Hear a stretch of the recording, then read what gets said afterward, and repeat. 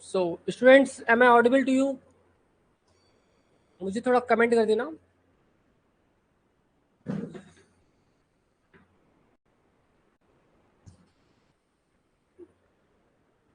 Okay, good.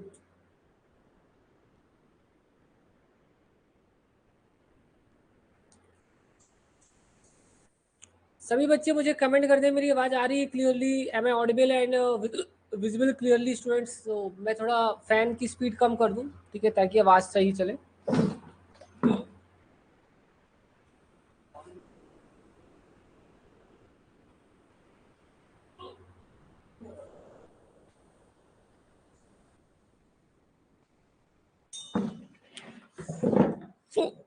Okay, सो बच्चों, ठीक है, तबीयत तो ठीक है सूरज, बट मैं पता नहीं क्या हो रहा है. जब जब भी मैं पढ़ाने बैठता हूँ हिचकी आने लगती है मुझे. सर हिचकी अब भी बंद नहीं हुई है. हाँ, हल्की हल्की हल्की अभी भी आ रही है. मतलब बीच में खत्म हो गई थी, जैसे ही मैंने लाइव क्लास स्टार्ट की हिचकी फिर से आने लगी. लग रहा है कुछ कोई ज्यादा ही याद कर रहा है. ठीक है, तो कोई प्रॉब्लम नहीं है, ठीक है, ठीक हो जाएगा. ठीक है, ज्यादा कुछ ऐसा प्रॉब्लम नहीं है. मैं और पानी पी लेता हूँ. Just 1 second. ठीक है, मुझे खुद विश्वास नहीं हो रहा है, पहली बार मेरे साथ ऐसा हो रहा है. सर कहते हैं जब कोई ज्यादा याद. हाँ, मैं भी यही सोच में पड़ा हुआ हूँ.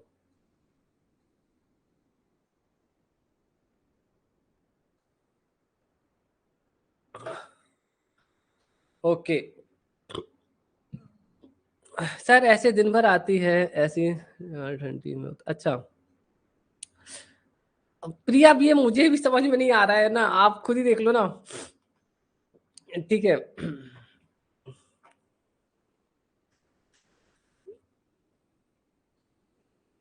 चलो ठीक है, स्टार्ट करता हूँ बच्चों क्लास. ठीक है बच्चों, हमारा आज का टॉपिक है लॉज ऑफ मोशन.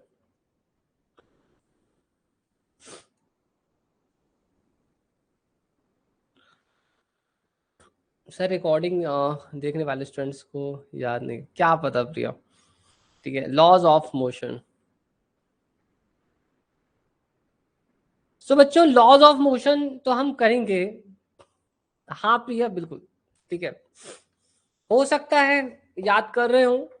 ठीक है, अब कौन कर रहा होगा ये कैसे पता चलेगा, क्योंकि 200+ स्टूडेंट्स में से अब मैं कैसे पूछूंगा किससे को, है ना, इट्स डिफिकल्ट टू नो. ठीक है, सो फिलहाल हम एक काम करेंगे. ठीक है, स्टार्ट करते हैं. तो बच्चों, हमने लास्ट क्लास में क्या पढ़ा था, आपको याद है? लास्ट क्लास में हम लोगों ने प्रोजेक्टाइल मोशन पढ़ा था. Do you remember last class topic? Last topic last topic हमारा क्या था? प्रोजेक्टाइल मोशन था, आपको याद भी होगा. प्रोजेक्टाइल मोशन, उसके मैंने असाइनमेंट्स भी आपको दिए थे. आप लोगों ने शायद किए भी होंगे असाइनमेंट्स. ठीक है, और नहीं भी किए हैं तो आप कर लेना. आज हम हमारा नया टॉपिक करेंगे जो कि है लॉज ऑफ मोशन. तो बच्चों, लॉज ऑफ मोशन में हम लोग पढ़ते क्या है? हम लॉज ऑफ मोशन में फोर्स के बारे में पढ़ते हैं. Very good.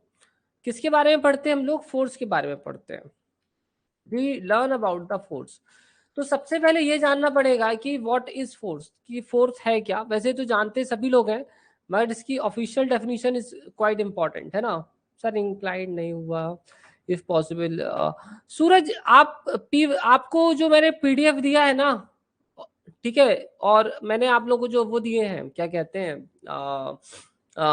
असाइनमेंट्स, उन्हें कर लेना.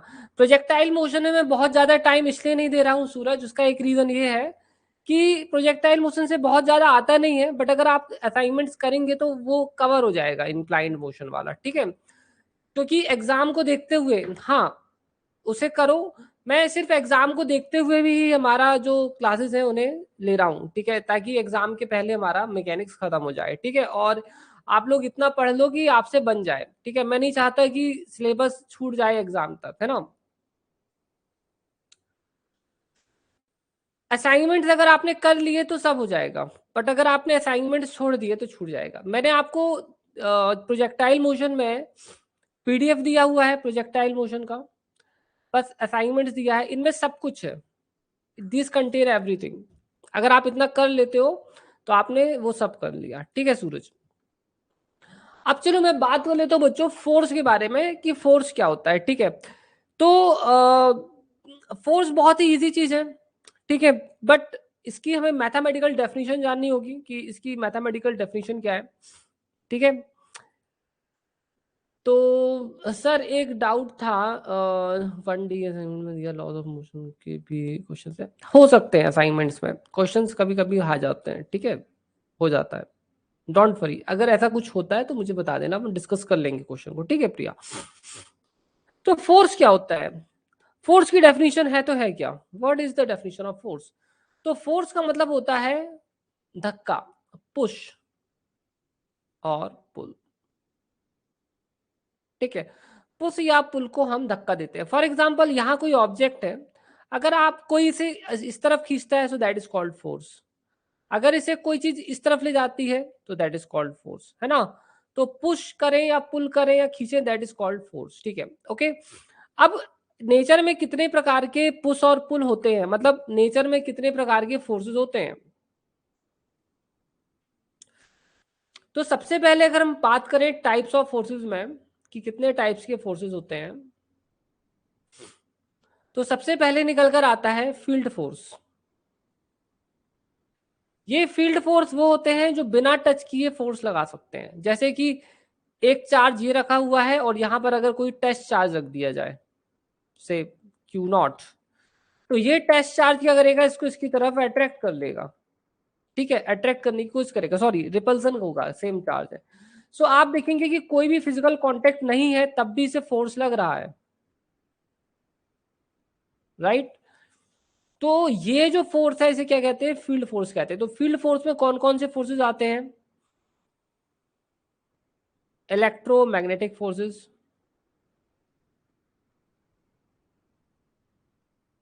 इलेक्ट्रोमैग्नेटिक फोर्स,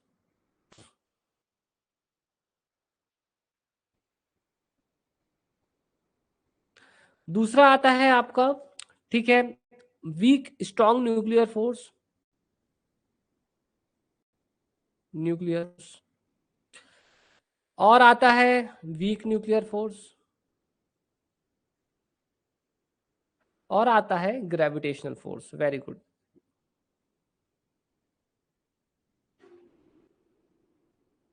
इनमें से जो ग्रेविटेशनल फोर्स होता है ये सबसे वीकेस्ट फोर्स होता है। ठीक है, अब यहां देखो, इसके अब तो पहला तो फील्ड फोर्स हो गया, अब ये दूसरी कैटेगरी का भी एक और फोर्स होता है जिसे हम क्या कहते हैं, कांटेक्ट फोर्स। तो हम इसको यहां लिखेंगे, तो दैट इज कांटेक्ट फोर्स। ये बहुत हमारे लिए अभी ये सबसे इंपॉर्टेंट फोर्स है, कांटेक्ट फोर्स। तो कांटेक्ट फोर्स का कोई एग्जांपल बता सकता है बच्चों? आप में से कोई भी बता सकते हो कांटेक्ट फोर्स का कोई एग्जांपल? पहला एग्जांपल कौन बताएगा? एग्जांपल वन, हम हमारी डेली लाइफ में फील करते हैं इस चीज को। सो कांटेक्ट फोर्स का कोई एग्जांपल बता सकता है?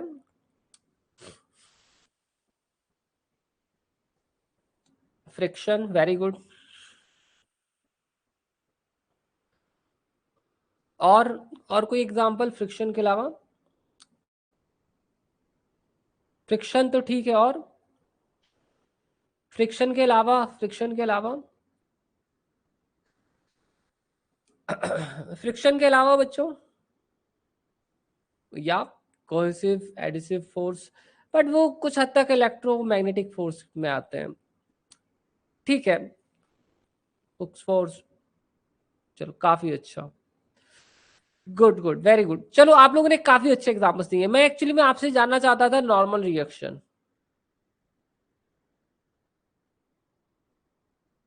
ठीक है, इसके अलावा जो भी चीजें जुड़ी होती हैं, जैसे कि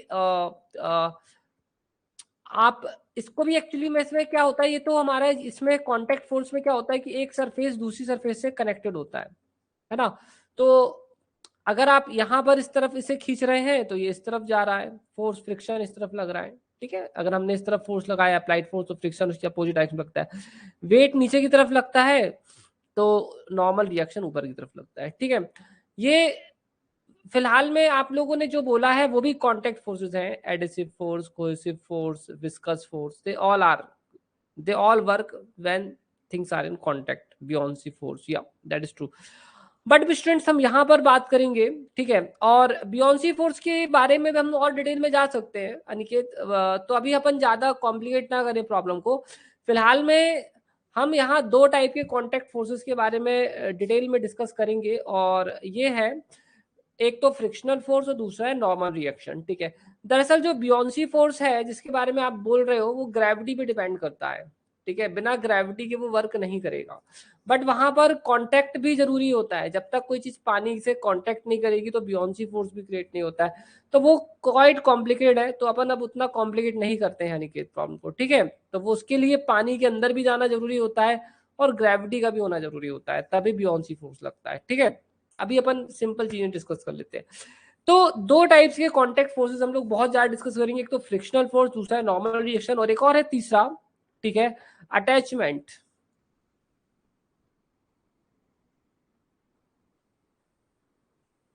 ठीक है, ये अटैचमेंट टाइप का एग्जांपल बताता हूं। जैसे ये सरफेस है, जस्ट हैव अ लुक, ये एक सरफेस है, यहाँ पर एक पुल्ली लगी हुई है और ये एक मास ऐसा है, ठीक है, और यहाँ से एक रस्सी टांग दो ऐसे और यहाँ एक मास लगा दो। तो ये जो टेंशन होता है ना, ये अटैचमेंट फोर्स की कैटेगरी में चला जाता है, ठीक है। सो इट इज, ये भी तभी आता है जब चीजें कांटेक्ट में होती हैं एक दूसरे के, ठीक है। जैसे ये आपस में एक दूसरे से कनेक्टेड है, कांटेक्ट में एक दूसरे से, ठीक है। तो tension, tension is also a force, ठीक है। तो tension is also a kind of force which we can call as attachment force, ठीक है।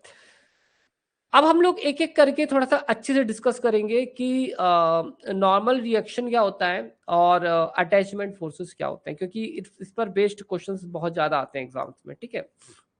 सर आज बहुत कम बच्चे हैं संडे का सर, इसका पता नहीं है सूरज, बाकी हो सकता है भी ज्वाइन करेंगे बच्चे, ठीक है। एक्चुअली में लाइव बच्चे कम ही होते हैं, रिकॉर्डिंग्स ज्यादा दिखते हैं, ठीक है, रिकॉर्डिंग्स में बच्चे ज्यादा रहते हैं।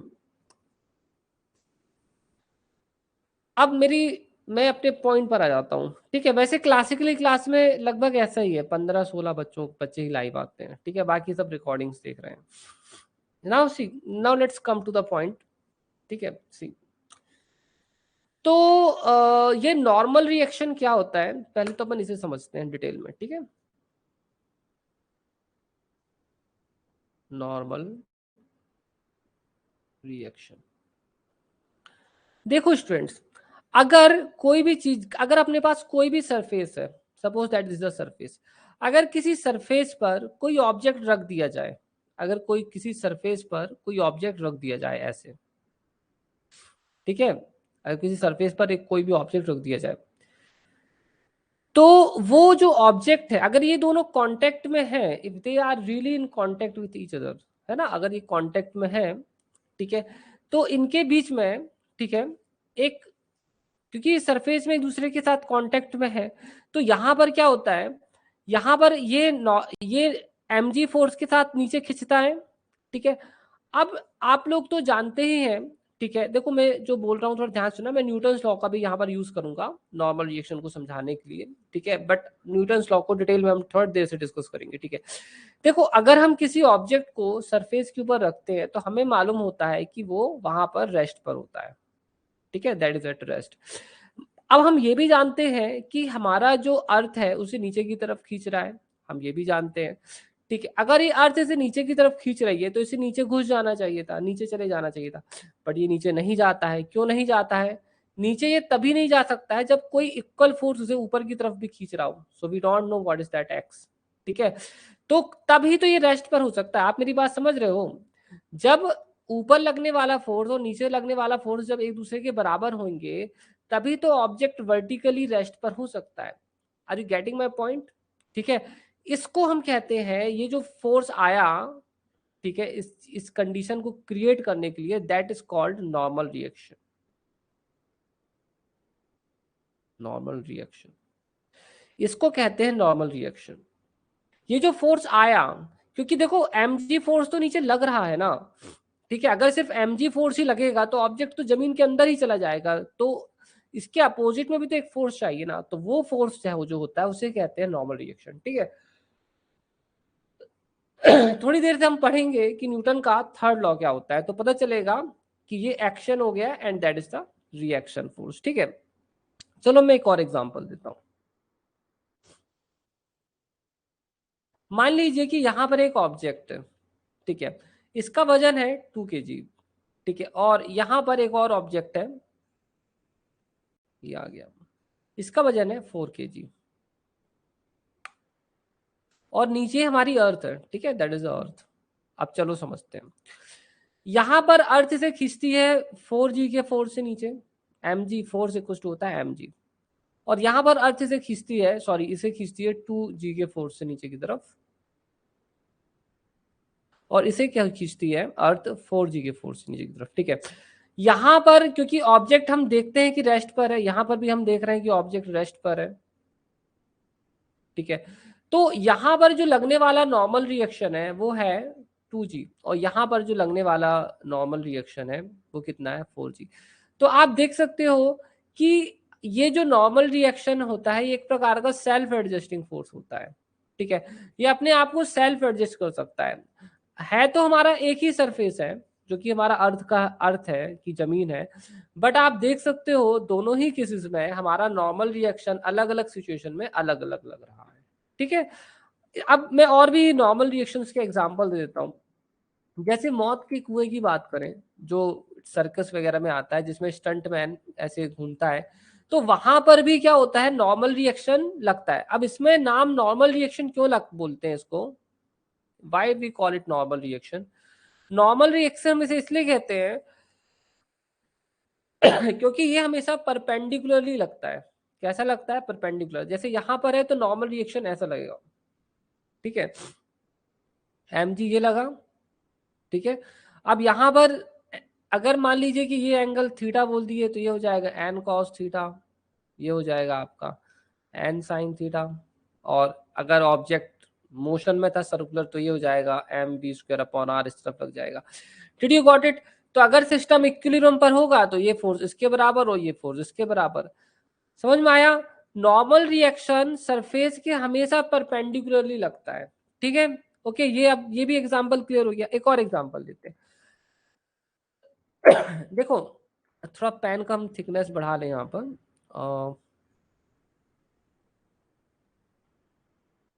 देखो, आप लोगों ने इंक्लाइंड प्लेन के तो बहुत पढ़ा होगा, है ना?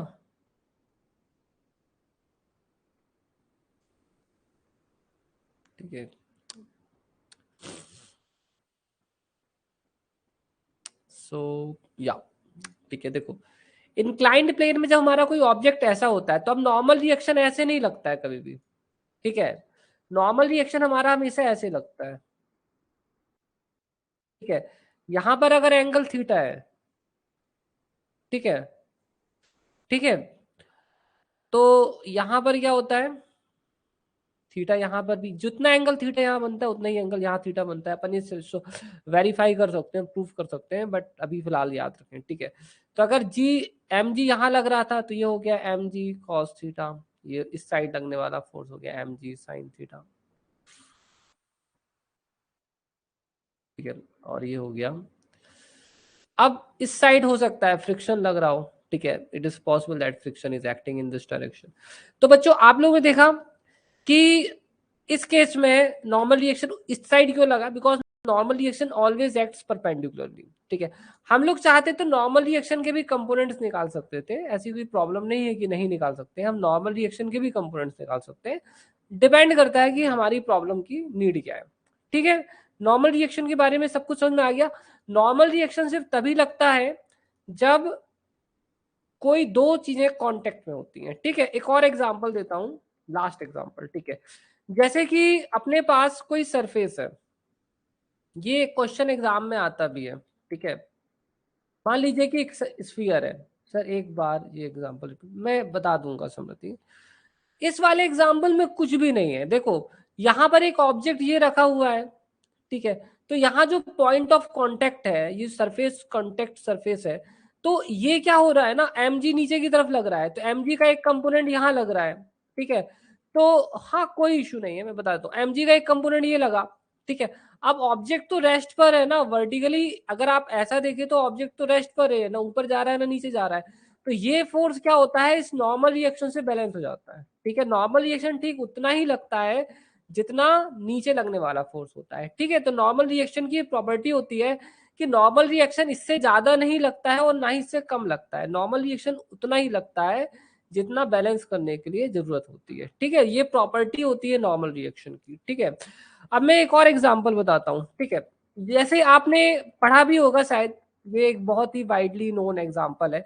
अगर हमारे पास यहाँ पर एक ऑब्जेक्ट है, ठीक है, और यहाँ पर फ्रिक्शन 0 है मान लीजिए, तो कई बार ऐसा क्वेश्चन आपने पढ़ा होगा कि ऑब्जेक्ट कितना एंगल बनाएगा, तो एक समय तो आएगा, अभी तो ये यहाँ पर मान लो कांटेक्ट में, तो एक समय आएगा ना जब ये इसके कांटेक्ट छोड़ देगा इसका और ये नीचे की तरफ गिरने लगेगा, राइट। तो एक समय तो आता है ऐसा जब ये कांटेक्ट छोड़ देगा, जब क्योंकि स्पीड बढ़ेगी, अगर हमने इसे हल्का सा धक्का इस तरफ दे दिया तो धीरे धीरे इसकी स्पीड बढ़ेगी, तो एक समय स्पीड ऐसी आ जाएगी, ठीक है, क्रिटिकल स्पीड ऐसी आ जाएगी जब इसका कांटेक्ट छोड़ देगा। तो वो सिचुएशन वो होती है जब नॉर्मल रिएक्शन 0 हो जाता है। जिस समय ये कांटेक्ट छोड़ता है उस समय नॉर्मल रिएक्शन 0 हो जाता है, समझ में आया। सो अगर हमें जब वो पता करना होता है कि वो एंगल कौन सा बनेगा, तो हम जो कंडीशन यूज करते हैं वो ये कंडीशन होती है, ठीक है। क्योंकि जिस मोमेंट में कांटेक्ट गया उस समय नॉर्मल रिएक्शन भी गायब, ठीक है। और एग्जांपल बता देता हूँ, इसके डेली लाइफ के एग्जांपल ऐसे हैं, जैसे हम अपने घर में पुताई कर रहे हैं, ठीक है, पेंटिंग कर रहे हैं, तो हम सीढ़ी का यूज करते हैं। तो सीढ़ी को आप रखते हो, तो सीढ़ी को जब ऐसे टिका कर रखते हो तो एक नॉर्मल रिएक्शन ये लग जाता है, ठीक है, एक नॉर्मल रिएक्शन ये लग जाता है, एक नॉर्मल रिएक्शन ये लग जाता है। जहां भी एक सरफेस दूसरे सरफेस को कांटेक्ट टच करता है वहां नॉर्मल रिएक्शन आ ही जाता है, ठीक है, ऑटोमेटिकली आ जाता है। अब तो कोई, हाँ जहां भी, बिल्कुल सही पकड़ा आपने, ठीक है। अब मुझे लगता है कि नॉर्मल रिएक्शन में किसी भी बच्चे को कोई समस्या नहीं होने वाली है, ठीक है। नॉर्मल रिएक्शन सभी लोग अच्छी तरह से समझ गए हैं, ठीक है। और नॉर्मल रिएक्शन तो आएगा ही आएगा, मैकेनिक्स की प्रॉब्लम में बहुत आएगा, ठीक है। अपना जो दूसरा दूसरा बहुत इंपॉर्टेंट पॉइंट है वो है टेंशन, ठीक है, टेंशन। अब ये टेंशन क्या होता है समझो।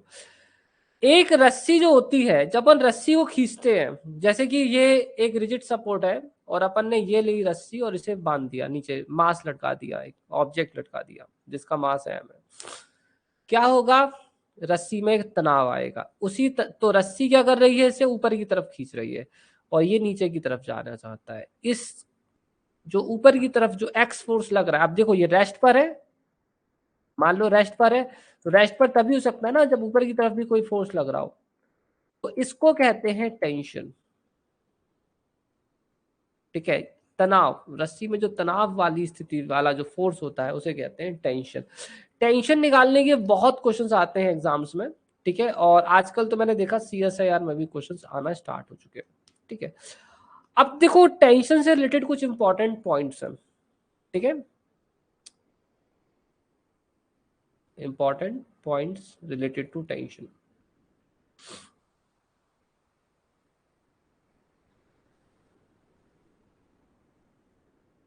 अब टेंशन से रिलेटेड इंपॉर्टेंट पॉइंट्स आकर हैं क्या, ठीक है। अभी कुछ बच्चे और जुड़ गए, बच्चों कोशिश करो एकदम स्टार्टिंग में जोड़ने की, ठीक है, क्लास के। देखो सबसे पहला पॉइंट है वो ये है,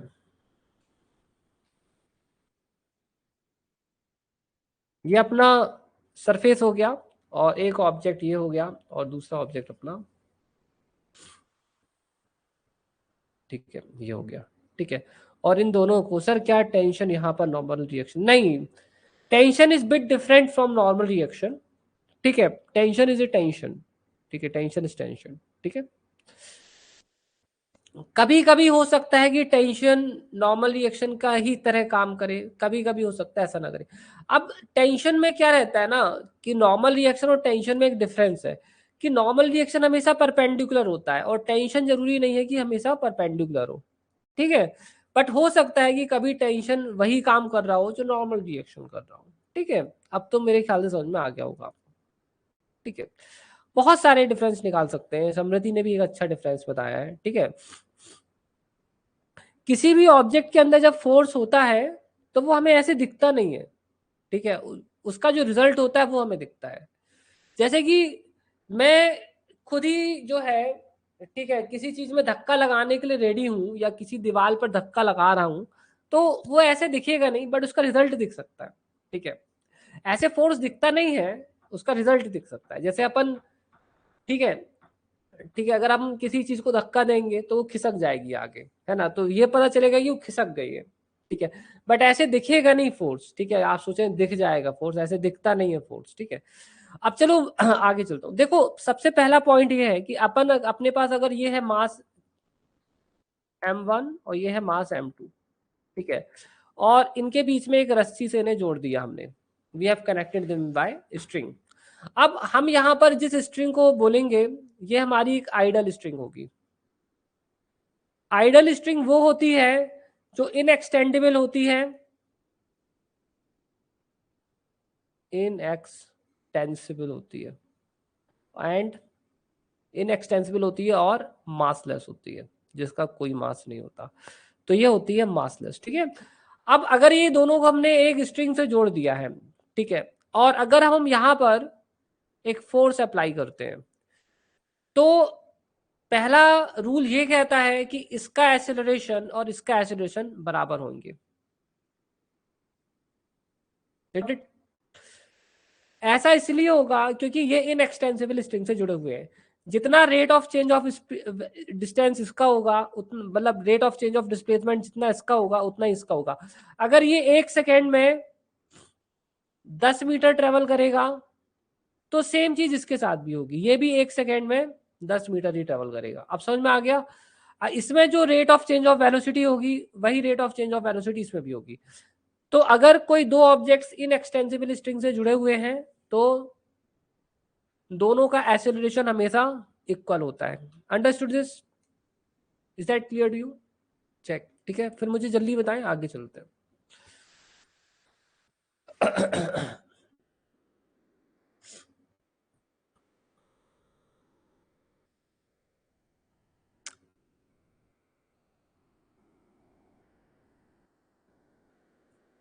मैं अपने कुछ टूल्स सेलेक्ट कर लूं जो जिनकी अभी जरूरत पड़ने वाली है।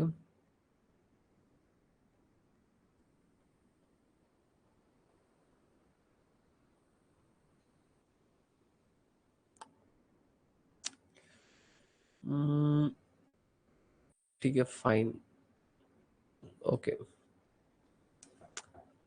यार क्या बात है, बहुत बढ़िया गोले बन रहे हैं, ठीक है, अभी हम इनका यूज करेंगे, ठीक है।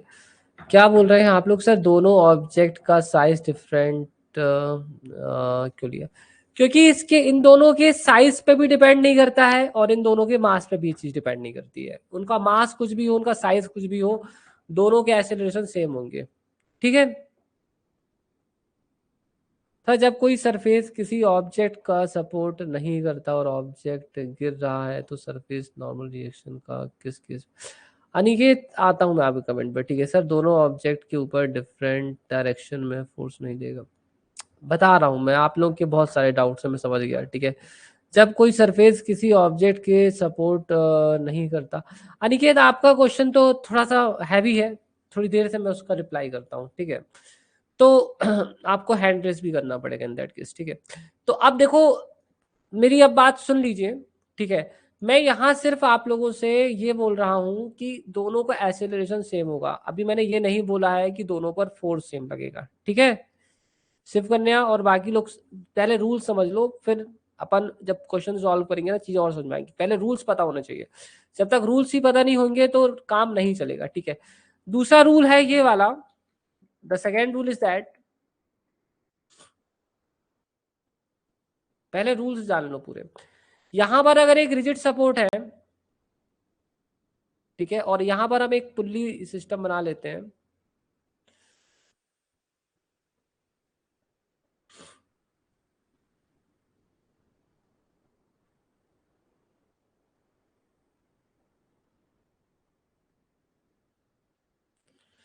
अब क्योंकि ये आइडल स्ट्रिंग से जुड़े हुए हैं, ठीक है, तो ये ऑब्जेक्ट जब ऊपर जाएगा तो ये ऑब्जेक्ट नीचे जाएगा।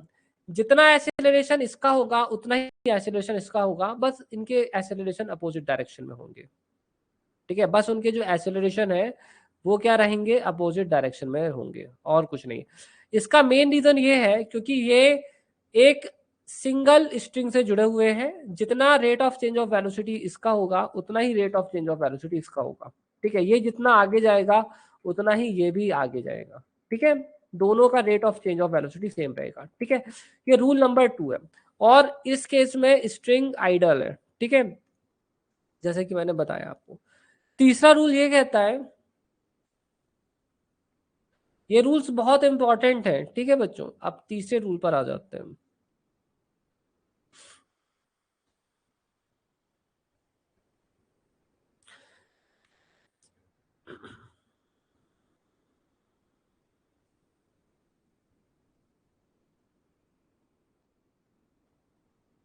समृद्धि मैं बता दूंगा। ठीक है, just give me few seconds.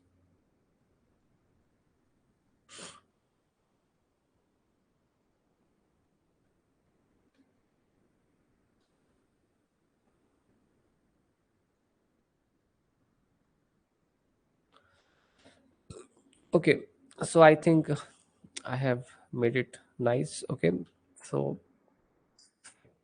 देखिए, अब मेरी दूसरी बात समझ लीजिए। Rule number 3, this is M1, this is M2। ठीक है, यहां पर ये फ्रिक्शन लेस है।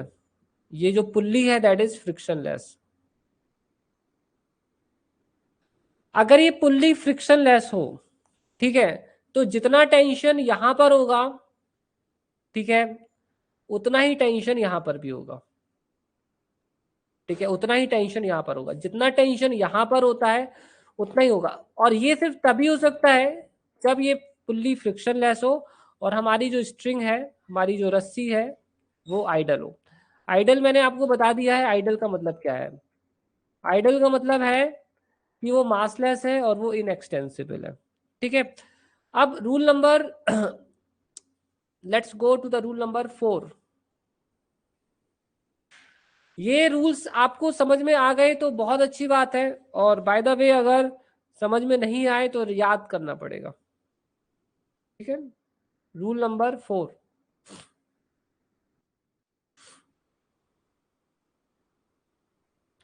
रूल नंबर 4 ये कहता है, रूल नंबर 4 ये कहता है कि अगर यहां पर फ्रिक्शन है, मैंने क्या लिखा है इस बार, अगर यहां पर फ्रिक्शन है, if there is a friction, तो यहां पर अलग टेंशन होगा और यहां पर अलग टेंशन होगा। T1 and T2 will be different. मगर इतने पूरे रीजन में एक ही टेंशन है। यहाँ पर भी टेंशन T1 है, यहाँ पर भी टेंशन T1 है, यहाँ पर भी टेंशन T2 है, यहाँ पर भी टेंशन T2 है। मगर फ्रिक्शन है तो इतने ऊपर वाले हिस्से में अलग टेंशन है और नीचे वाले फ्रिक्शन में, नीचे वाले हिस्से में अलग फ्रिक्शन है। अब मैं आ जाता हूं मेरे रूल नंबर 5 पर। रूल नंबर 5 क्या कहता है? रूल नंबर 5 ये कहता है, देखिए,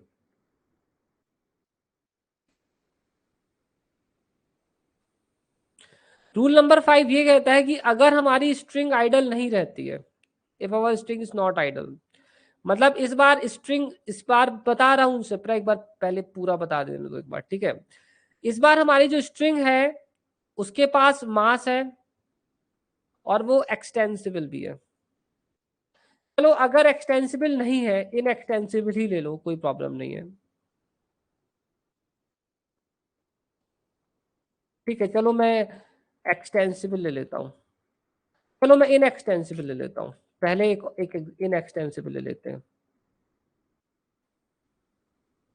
इनएक्सटेंसिबल। अच्छा, पीछे वाले में इसका जितना एक्सेलरेशन है उतना ही एक्सेलरेशन इसका भी होगा। ठीक है, अब मैं आ जाता हूं इस वाले पॉइंट में। अगर स्ट्रिंग के पास बार मास है तो स्ट्रिंग के हर एक पॉइंट पर अलग अलग टेंशन होगा। यहाँ T1, यहाँ T2, यहाँ T3, यहाँ पर T4, यहाँ पर T5, यहाँ पर T6। क्योंकि स्ट्रिंग इनएक्सटेंसिबल है इसलिए इन दोनों का एक्सेलरेशन अभी भी सेम रहेगा। Still the acceleration will be same, है ना। जितना एक्सेलरेशन इसका है उतना ही एक्सेलरेशन इसका भी होगा। ठीक है, क्यों? क्योंकि स्ट्रिंग इनएक्सटेंसिबल है। और लास्ट रूल ये कहता है,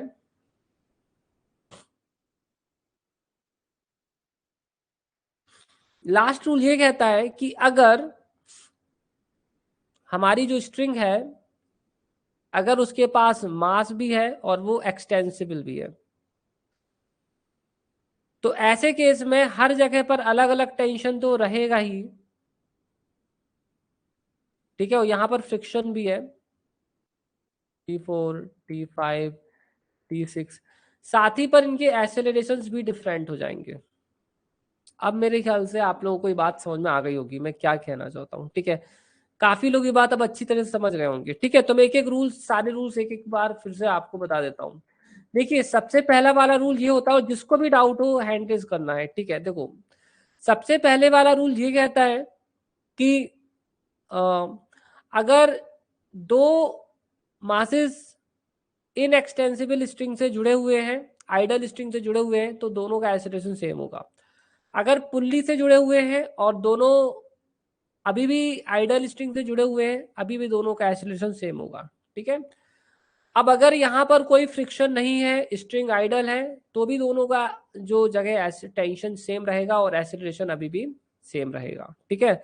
अगर यहाँ पर फ्रिक्शन आ जाता है तो यहाँ पर इस रीजन में टेंशन T1 एक जैसा रहेगा, इस रीजन में टेंशन T2 एक जैसा रहेगा, एक्सेलरेशन अभी भी वही रहेगा क्योंकि हमारी स्ट्रिंग अभी भी इनएक्सटेंसिबल है, ठीक है। अगर हम इसकी बात करें कि अगर स्ट्रिंग के पास मास आ जाता है तो हर एक पॉइंट पर टेंशन की वैल्यू बदल जाती है, क्योंकि स्ट्रिंग अभी भी इनएक्सटेंसिबल है अभी भी, इसलिए दोनों मासेस का एक्सेलरेशन सेम होगा। अगर स्ट्रिंग एक्सटेंसिबल हो जाए और उसके पास मास भी हो जाए तो इसका एक्सेलरेशन भी डिफरेंट हो जाएगा दोनों का, और टेंशन भी हर जगह डिफरेंट हो जाएगा। समझ में आ गया सभी लोगों को? कोई डाउट हो तो आप पूछो हैंड रेज करके। And these rules are very very very important to solve the questions of mechanics. तो जल्दी से मुझे कमेंट करके बताएं, सबको क्लियर हो गया है?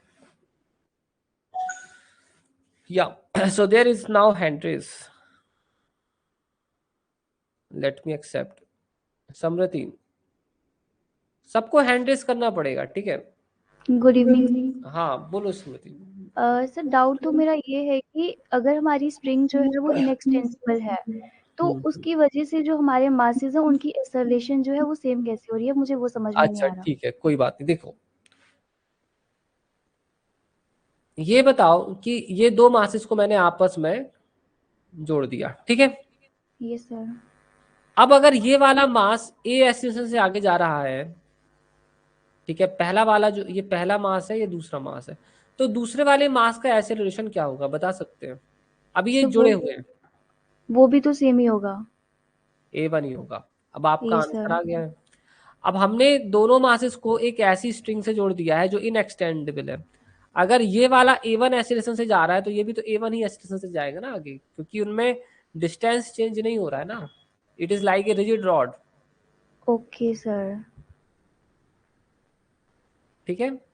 ठीक है सर, हो गया क्लियर। क्लियर हो गया? और किसी को डाउट हो तो पूछो। Thank you sir. Welcome welcome. और किसी स्टूडेंट को डाउट है तो पूछिए, ठीक है। अदरवाइज विल गो फर्दर, ठीक है। सो आई थिंक सभी बच्चों का सर उस टाइम मेरा नेडा। हाँ अनिकेत, आपको हैंड रेज करना है, ठीक है, प्लीज रेज हैंड,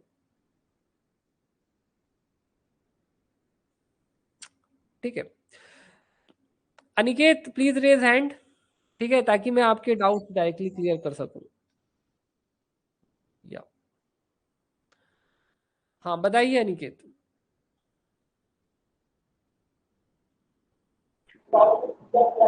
हेलो। हाँ अनिकेत बताइए। हाँ सर, एक्चुअली क्या हुआ, तो थोड़ा नेटवर्क इशू हुआ था, तो रूल 5 के टाइम मतलब मेरा नेटवर्क चला गया था, तो मैं रीजॉइन किया। कौन सा और रूल बताइए? Rule 5 sir, rule 5। रूल 5 को लिखा है। देखो, मैंने रूल 5 में ये बोला था कि अगर स्ट्रिंग के पास मास है, ठीक है, और वो अगर इनएक्सटेंसिबल है, तो अगर वो इनएक्सटेंसिबल है तो दोनों के एक्सेलरेशन सेम ही रहेंगे, बट टेंशन के हर एक स्ट्रिंग के हर एक पॉइंट पर टेंशन डिफरेंट रहेगा, ठीक है। ये मैंने बोला था क्योंकि इसके पास मास आ गया है, that is the main reason. जब मास आ जाता है तो ऐसा ही होता है।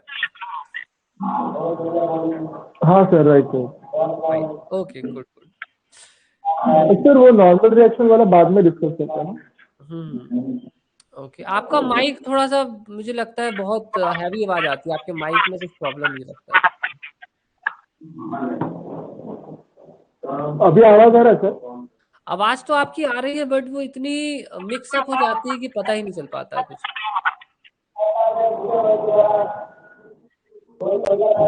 ओके सर, ठीक है, मैं कुछ ओके ओके। आप मुझे लगता है बाहर हो कहीं, है ना?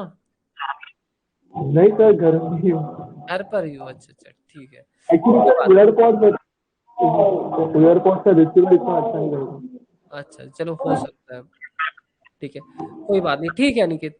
सो बाकी स्टूडेंट्स एक काम करें, हैंड रेज करें। प्रिया प्लीज रेज हैंड, ठीक है, और मुझे बताएं। सुल्ताना हैंड रेज करें, जिन भी बच्चों को डाउट्स हो रहे हैं प्लीज रेज हैंड।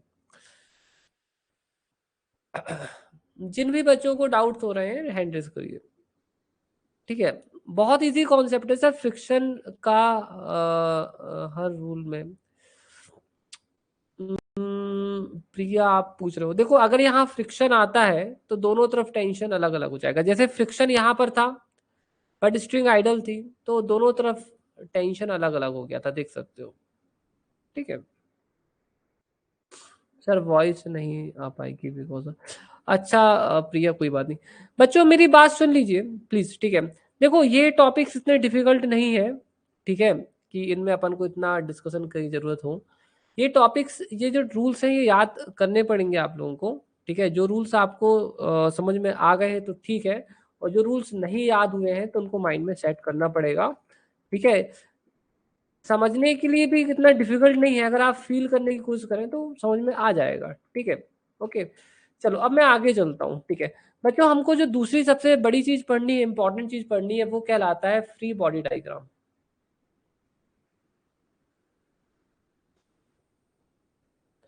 और ये फ्री बॉडी डायग्राम क्या होता है, यहाँ देखिए, ठीक है। ये अब क्या पूछ रहे हो, डिफरेंट है हर एक में। देखो प्रिया, बता देता हूँ, आप जो पूछ रहे हो ना मुझसे, बता रहा हूँ क्या कह रहे हो आप। देखो मैं क्या बोल रहा था कि मैं सबसे पहले आपको ये वाला रूल बता देता हूँ। अगर मास होता है, अगर मास होता है तो हर एक पॉइंट पर टेंशन अलग अलग होता है। मैं एक इसका एक और बहुत ही सिंपल सा एग्जांपल आपको यहाँ पर बताता हूँ। यहाँ देखिए, अगर मान लीजिए कि मेरे पास यहाँ पर एक मास ये है m1, ठीक है, और दूसरा मास है m2 यहाँ पर।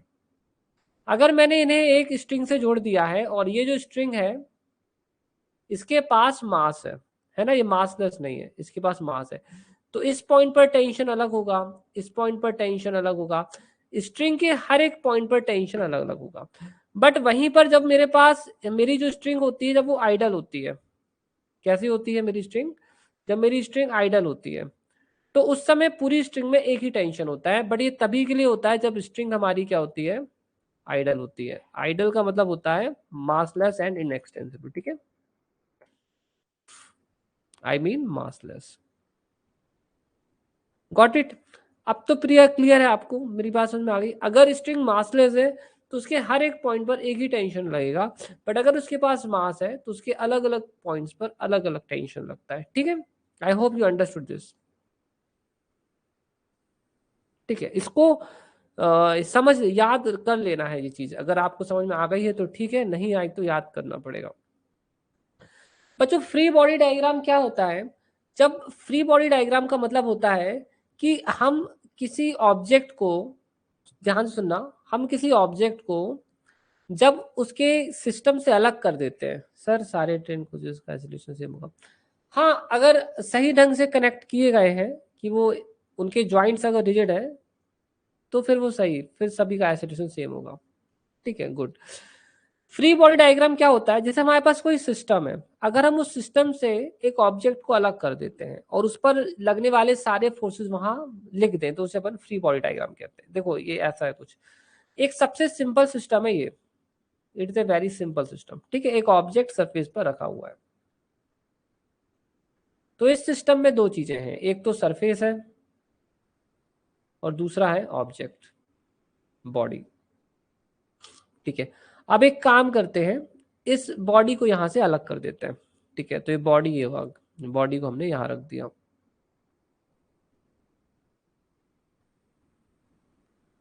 ठीक है, ये हमने बॉडी को ये रख दिया।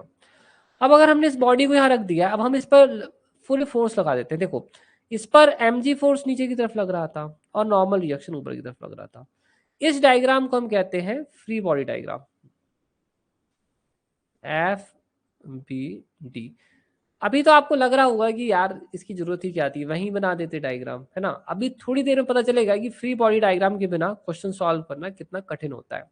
ठीक है, अभी तो आपको लग रहा होगा कि सर भी क्या पढ़ा रहे हैं ना, छोटी छोटी चीजें। अभी थोड़ी देर से पता चलेगा कि इसके बिना प्रॉब्लम सॉल्व करना कितना कठिन हो जाता है।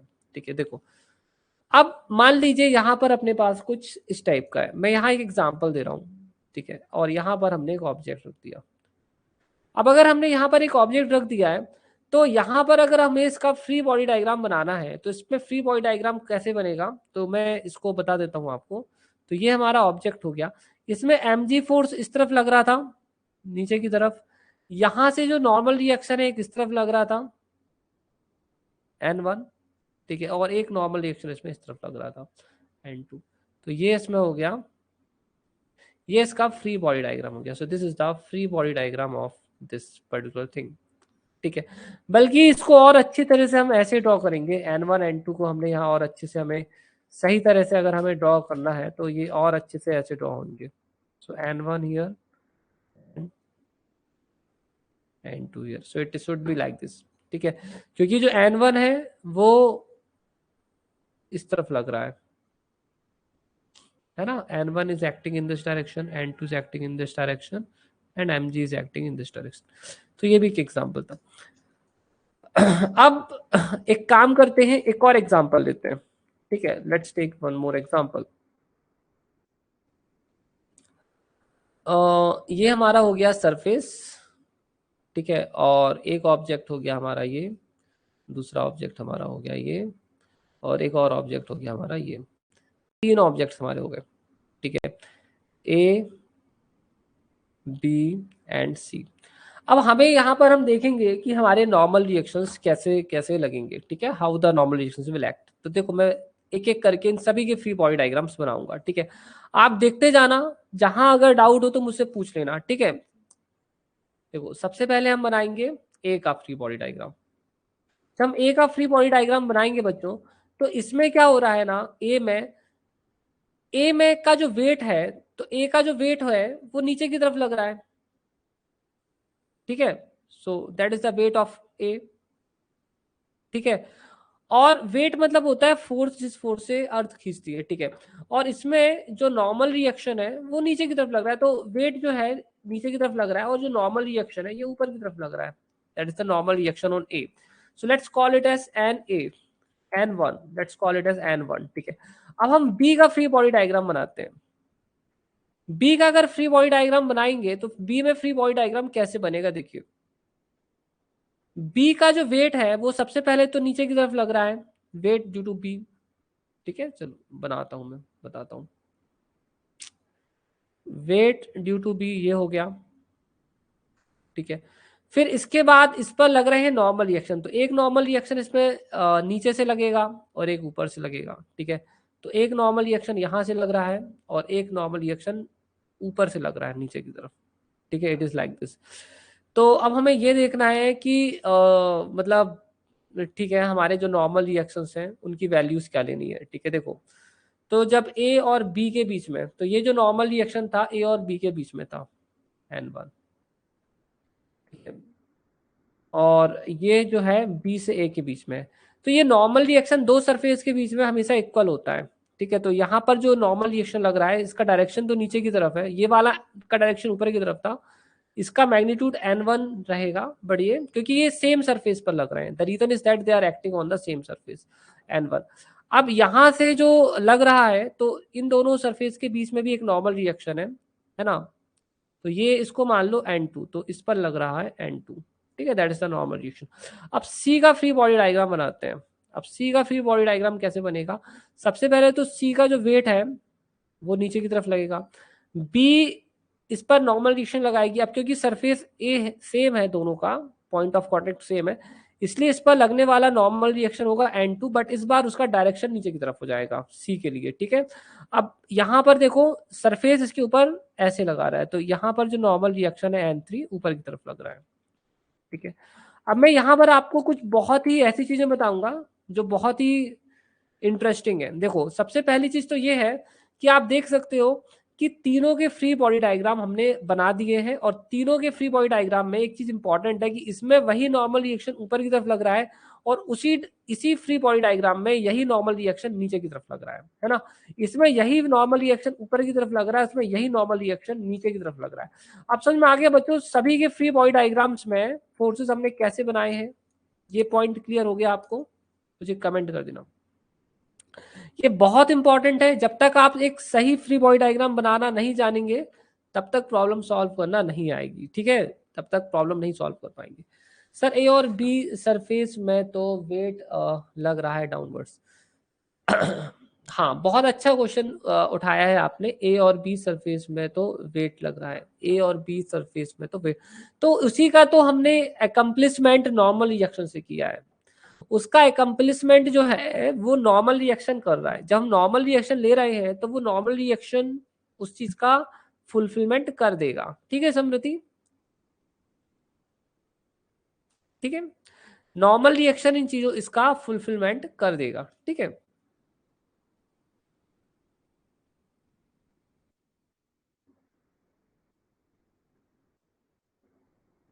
ठीक है, मैं आगे चलता हूं, ठीक है। I think so that's clear to you, ठीक है सर। ओके सर, देखो एक और चीज मैं बता दूं, मैकेनिक्स आप जैसे पढ़ते जाओगे ना कॉन्सेप्ट क्लियर होता जाएगा, ठीक है। देखो अब नॉर्मल रिएक्शन हम समझ गए हैं कि क्या होता है, फ्री बॉडी डायग्राम भी समझ गए, अब हमें इक्विलिब्रियम के बारे में समझना है। ये बहुत इंपॉर्टेंट है, इक्विलिब्रियम, ठीक है। देखो इक्विलिब्रियम के पहले दरअसल एक और इंपॉर्टेंट चीज होती है जिसे हम कहते हैं रिजोल्यूशन ऑफ फोर्सेस, ठीक है। और वो मुझे ऐसे लगता है कि बच्चों को पहले से ही पता होगा, इसलिए मैंने बताया नहीं, बट मैं यहाँ पर शॉर्ट में बता देता हूँ रिजोल्यूशन ऑफ फोर्सेस के बारे में।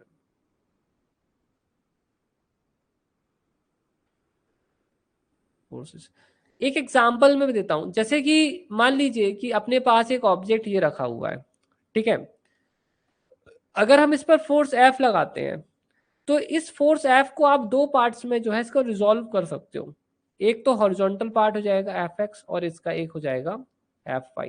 तो जब हम एक फोर्स के अलग अलग कंपोनेंट्स लिखते हैं उसी को कहते हैं रिजोल्यूशन ऑफ फोर्स। तो अगर यहाँ पर एंगल थीटा है तो ये हो जाएगा F cos थीटा और ये हो जाएगा F sin थीटा। तो इट्स वेरी इजी, ठीक है। इसी तरह से हमें अलग अलग न्यूमेरिकल्स में अलग अलग जगह पर जो होते हैं फोर्सेस को रिजॉल्व करने की जरूरत पड़ती है। अब क्योंकि ये एक बहुत ही छोटा कॉन्सेप्ट है इसलिए मैं इस पर ज्यादा अंदर नहीं जा रहा हूँ, ठीक है। ऑलमोस्ट एवरीवन नो, ठीक है।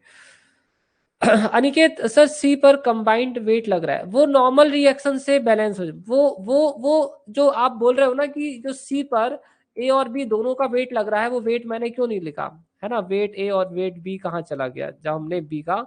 तो आपका कहना यही है ना कि जब मैंने फ्री बॉडी डायग्राम लिखा सी का तो ए और बी वेट मैंने लिखा ही नहीं, गायब कर दिया, है ना, आपका कहना यही है। तो मैं आपको बता दूं कि ए और बी का जो वेट है इसकी इंफॉर्मेशन N2 के अंदर स्टोर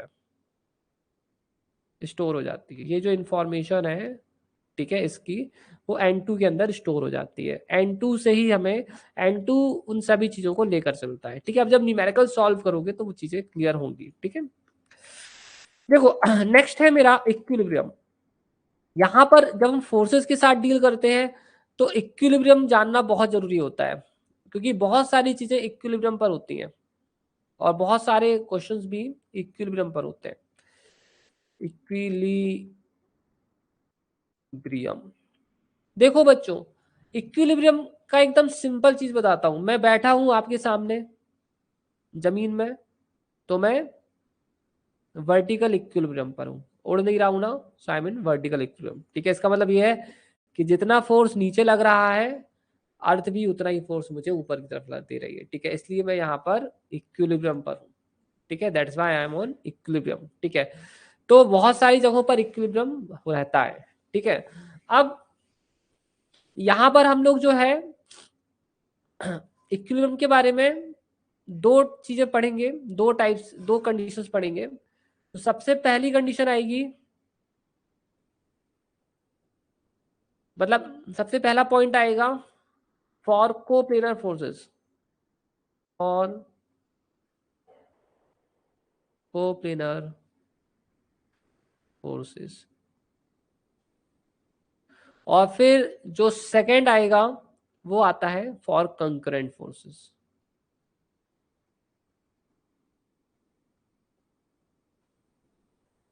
अब ये कोप्लेनर फोर्सेस और कंकरेंट फोर्सेस क्या होते हैं, इनको एक एग्जांपल की मदद से जानेंगे। ठीक है, देखो मान लीजिए कि मैंने यहाँ अपने घर में, ठीक है, एक दीवार पर एक सीढ़ी टिका दी। ठीक है, मैंने अपने घर में दीवार में एक सीढ़ी टिका दी है। ठीक है, एक सीढ़ी को मैंने टिका दिया है, जैसे आप देख सकते हो मैं टिका दिया। ठीक है, अब यहाँ देखो, अब ये जो है एज इट इज रखी हुई है, ना ये नीचे गिर रही है ना ऊपर जा रही है, रखी हुई है वैसे की वैसी कंडीशन रखी है। तो यहाँ पर इस पर बहुत सारे फोर्सेस लग रहे हैं। एक तो नॉर्मल रिएक्शन इस पर यहाँ लग रहा है,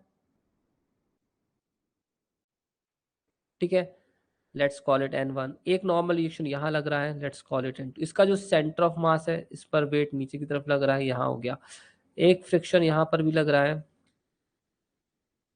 एक फ्रिक्शन ये नीचे आना चाहती है तो फ्रिक्शन इसको ऊपर की तरफ खींच रहा है, सो let's call it f2, let's f1।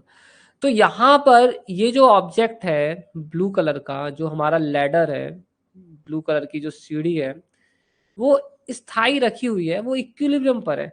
But बहुत सारे कोप्लेनर फोर्सेस हैं, आप समझ सकते हो ये सारे फोर्सेस किस में है, प्लेन में है, बट ये सब किस में है, इक्विलिब्रियम पर है। ठीक है, बट ये सब किस में, इक्विलिब्रियम पर है। अब मैं आपको कंकरेंट फोर्सेस बताता हूं। जब सारे फोर्सेस एक ही पॉइंट पर लगते हैं और वो ऑब्जेक्ट जहां है वहीं का वहीं रहे, तो उस समय जो फोर्सेस होते हैं उन्हें क्या कहते हैं, कंकरेंट फोर्सेस होते हैं। ठीक है, अब कोप्लेनर फोर्सेस में सिस्टम इक्विलिब्रियम पर है, इसकी कंडीशन होती है net force, all the force along x must go to 0, all the force along y must go to 0, and net torque about any axis, ठीक है, must go to 0। ठीक है, और यहां देखिए जब फोर्सेस कॉन्करेंट होते हैं तो ये टॉर्क वाली कंडीशन की जरूरत नहीं पड़ती है। Net force along x must go to 0, net force along y must go to 0। ठीक है, so that is the condition. I hope you understood. तो इन को नोट कर लो, ठीक है, please note these two conditions. हल्के में बिल्कुल मत लेना बच्चों, बहुत इंपॉर्टेंट है। ठीक है, इसके बिना क्वेश्चन नहीं कर पाओगे। ठीक है, मैं पहले ही बता देता हूँ।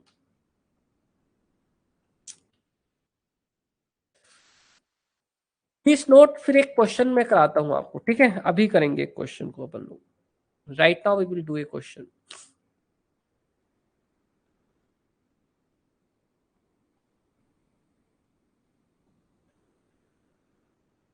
Okay, you have noted it. Perfect, perfect, very good. ठीक है, चलो अब मैं एक क्वेश्चन आपको देता हूं। ठीक है, so let's do a question.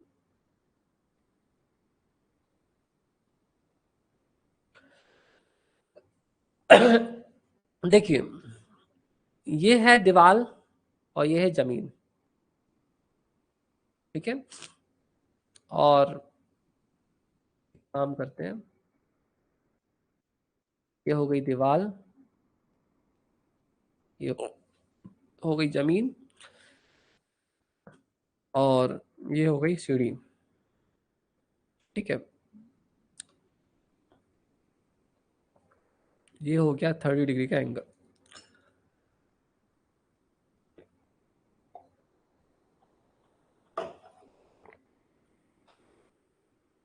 One second.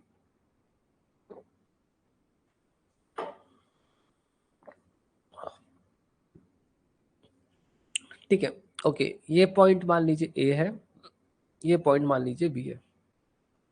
ठीक है, अब मैं जो क्वेश्चन पूछूंगा उसे ध्यान से देखना। ठीक है,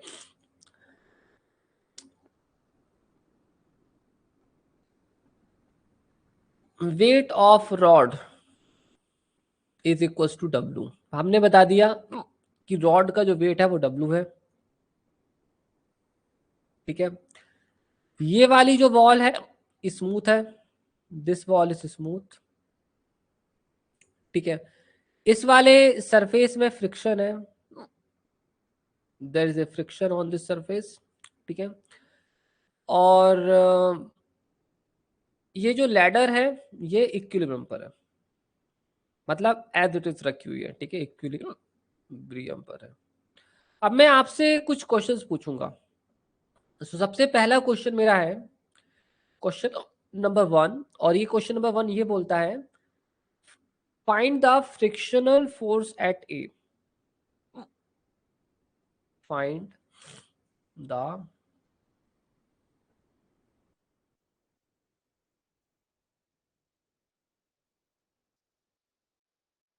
frictional force at A point पर कितना फ्रिक्शनल फोर्स लग रहा है।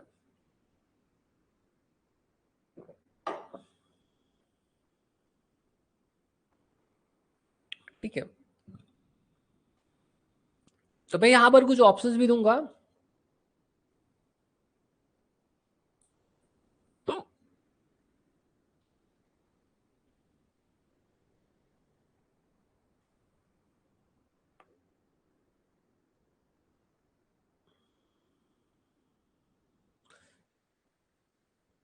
ऑप्शन ए है रूट 3/2W, और ऑप्शन बी है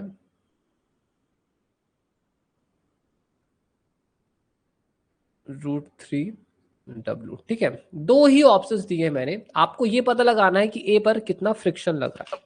ठीक है, फिर हम आगे चलेंगे। ठीक है, so just keep doing, I am just coming. Okay,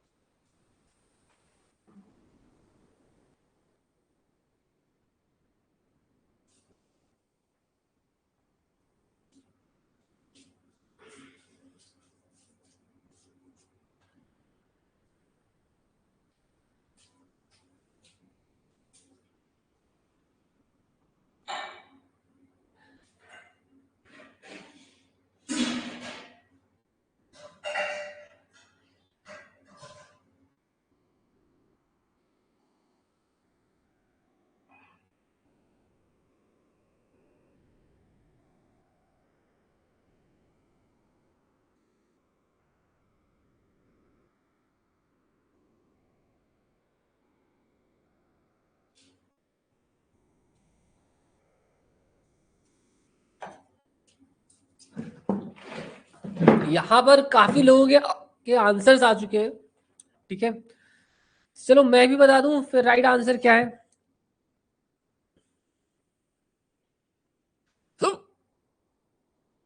okay, सी, इसका राइट आंसर है बच्चों option option A.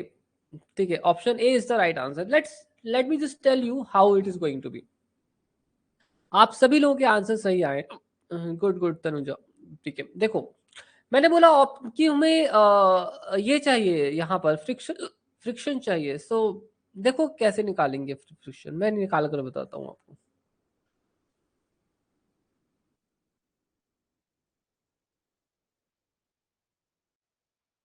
Okay, let's paste the diagram here.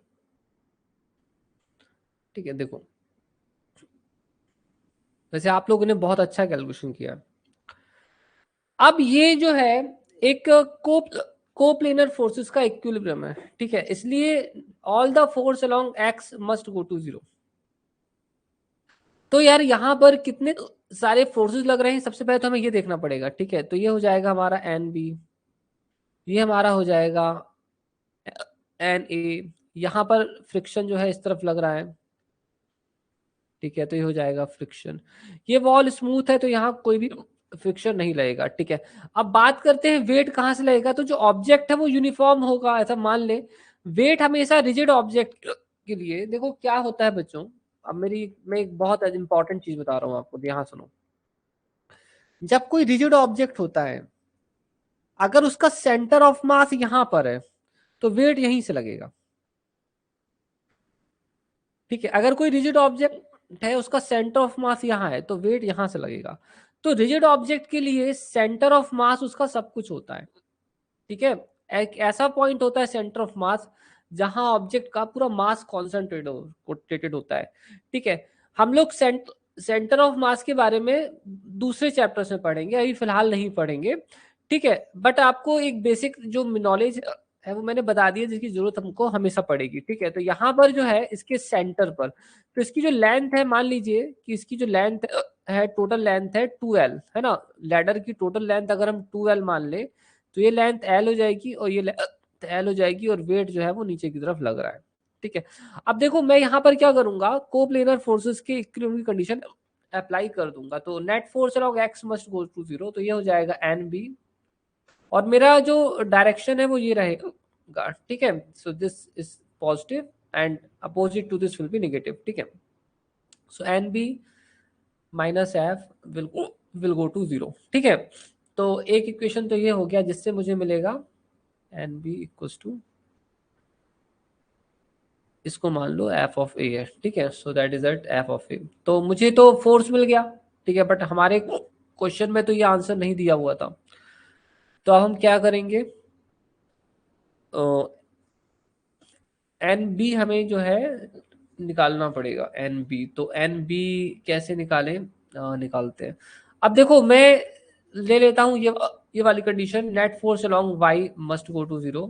तो वाई डायरेक्शन में कितने फोर्सेस हैं, so that implies N A, ठीक है, ऊपर की डायरेक्शन में लग रहा है, नीचे की डायरेक्शन में लग रहा है वेट, ठीक है। So that is equal to हो जाएगा 0, ठीक है। तो इसका मतलब हो गया एन इक्वल्स टू वेट, ठीक है। अब हमें एक और कंडीशन यूज करनी पड़ेगी, नेट टॉर्क, है ना। So net torque about any X must go to 0, तो हम इसे ए ले लेते हैं क्योंकि ए हमारे लिए कंफर्टेबल है। अब आप बोलोगे सर ए से आपका क्या नाता है, आपने ए को ही क्यों ले लिया, कोई सेटिंग तो नहीं है, ठीक है। तो मैं बता दूं कोई सेटिंग नहीं है, ठीक है। आप कुछ भी ले सकते हो, बी भी ले सकते हो, या अपने मन का कोई भी पॉइंट ले सकते हो, ठीक है। आप अपने मन का कोई भी पॉइंट ले सकते हो, बिल्कुल सही बोल रहे हो आप, ठीक है। वो ठीक है, तो आप मन का कोई पॉइंट ले सकते हो। अब मैं ए क्यों लिखा हूं मैं उसको बता देता हूं। ए हमने इसलिए लिया है कि मोस्ट ऑफ द फोर्सेस ए से पास हो रहे हैं। हम लोग उस पॉइंट के अबाउट टॉर्क लेते हैं जिस पॉइंट के अबाउट मैक्सिमम फोर्सेस पास होते हैं। इससे हमारी प्रॉब्लम बहुत जल्दी सिंप्लीफाई हो जाती है, ठीक है।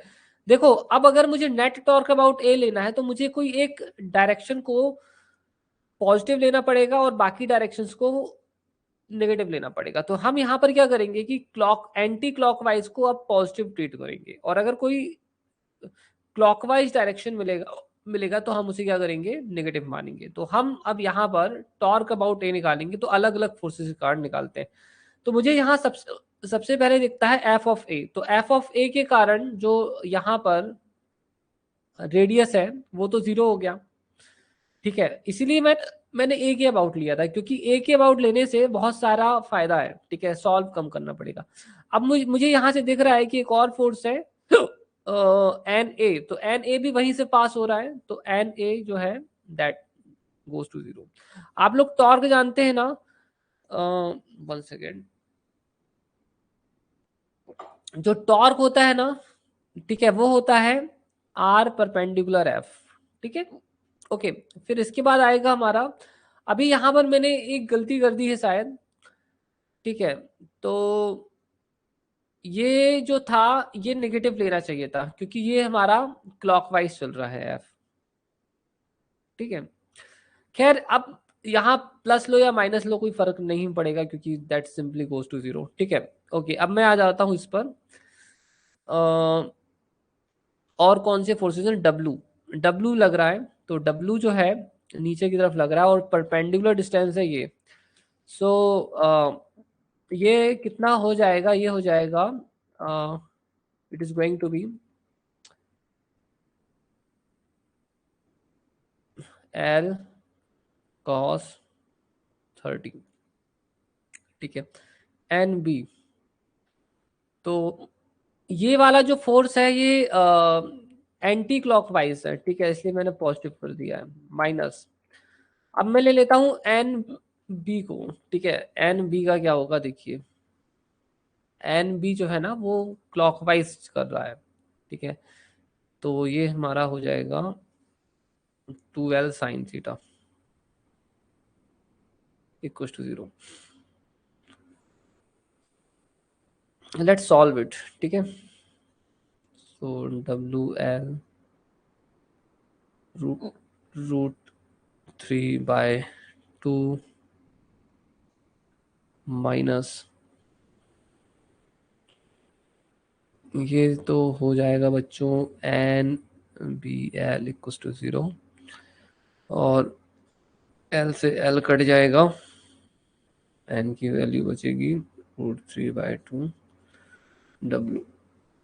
ठीक है, तो हमारा फ्रिक्शन भी इसी के बराबर है।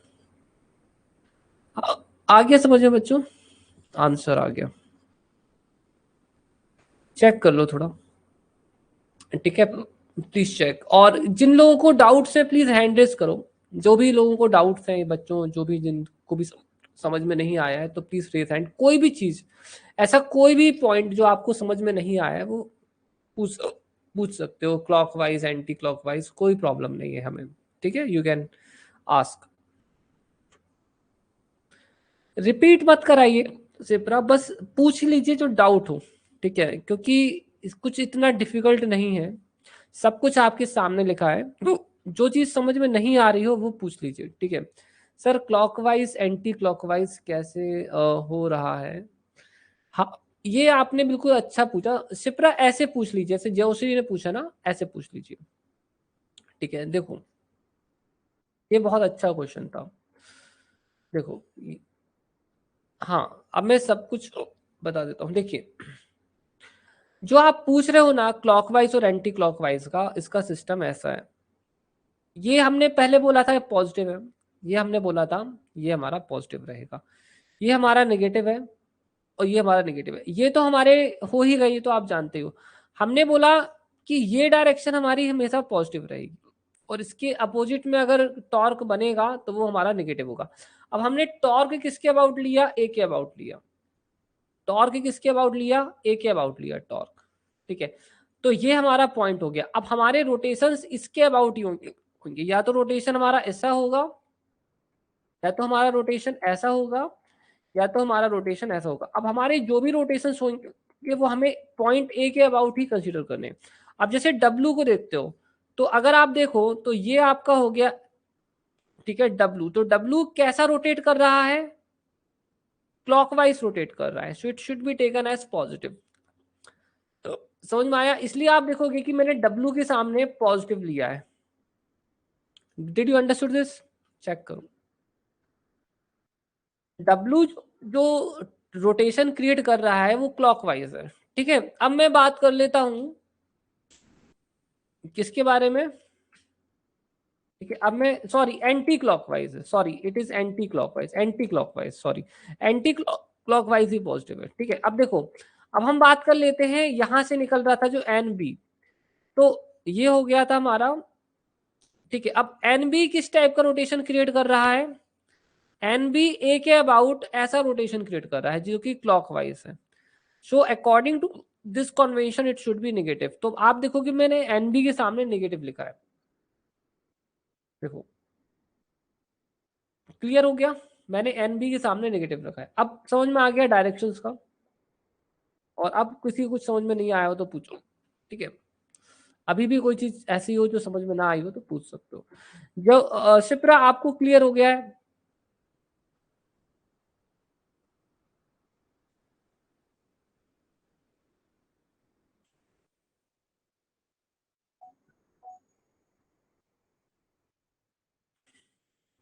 हाँ प्रिया बोलिए।